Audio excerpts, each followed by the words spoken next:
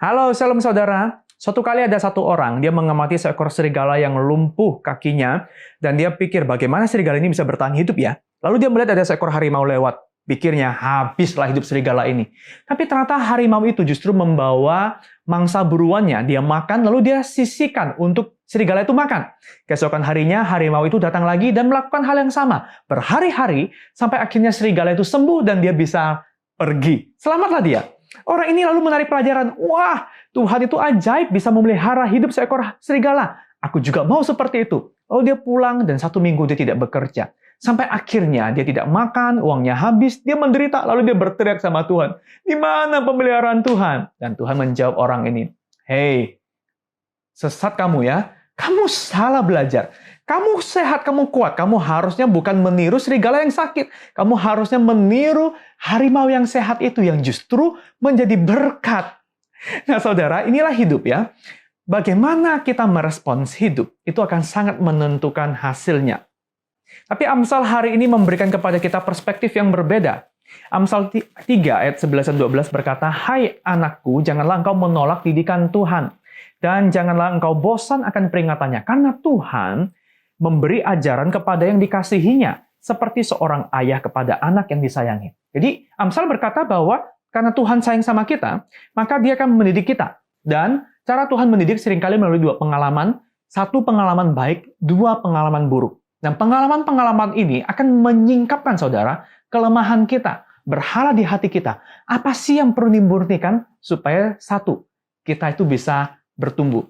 Saudara, kalau di gudang rumah kita ada tikus-tikus ya, maka supaya kita bisa menemukan tikus-tikus itu, kita mesti masuk mengendap-endap diam-diam. Tapi bukan karena kita mengendap-endap, maka tikus itu ada. Melainkan karena kita mengendap-endap, maka kita bisa mencegah tikus itu bersembunyi. Kita bisa menyingkapkan keberadaan tikus itu. Sebenarnya hal yang sama juga dengan hidup kita, saudara. Ketika ada pengalaman hidup yang sulit ya, dia memancing misalnya amarah kita. Tapi amarah kita itu bukan dikarenakan oleh kondisi. Kondisi itu hanya menunjukkan bahwa ada amarah yang perlu dikendalikan dalam diri kita. Nah, saudara, kita ini seringkali buta ya dengan kelemahan diri.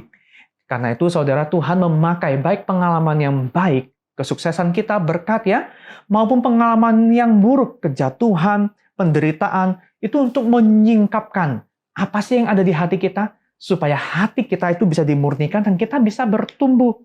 Namun, saudara, bagaimana kita merespons pengalaman dan melihatnya sebagai didikan Tuhan atau semata-mata sebagai pengalaman hidup, itu akan menentukan loh.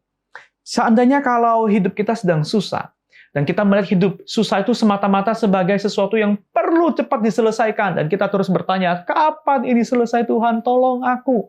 Dan kita tidak sempat untuk tenang dan bertanya kepada Tuhan, Tuhan, apa sih yang Tuhan mau bentuk dari hidupku lewat pengalaman ini? Maka ketika pengalaman susah itu lewat, kita nggak belajar apa-apa. Kita nggak jadi semakin matang dan dewasa, dan semakin beriman lewat pengalaman sulit ini.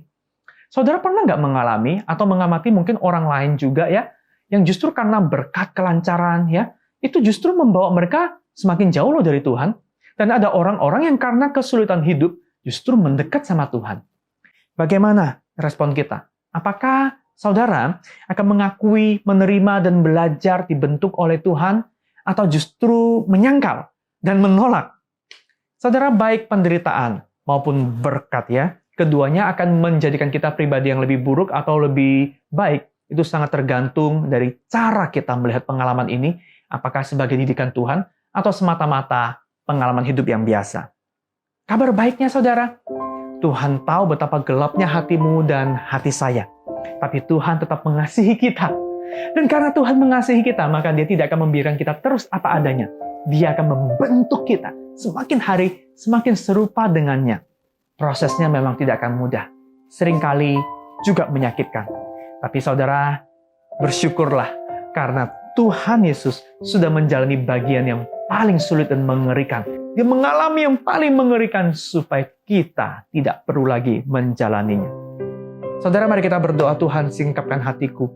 Dan biar terbongkar berhala di hatiku. Murnikanlah Tuhan, agar semakin hari aku bisa semakin bertumbuh serupa dengan Amin.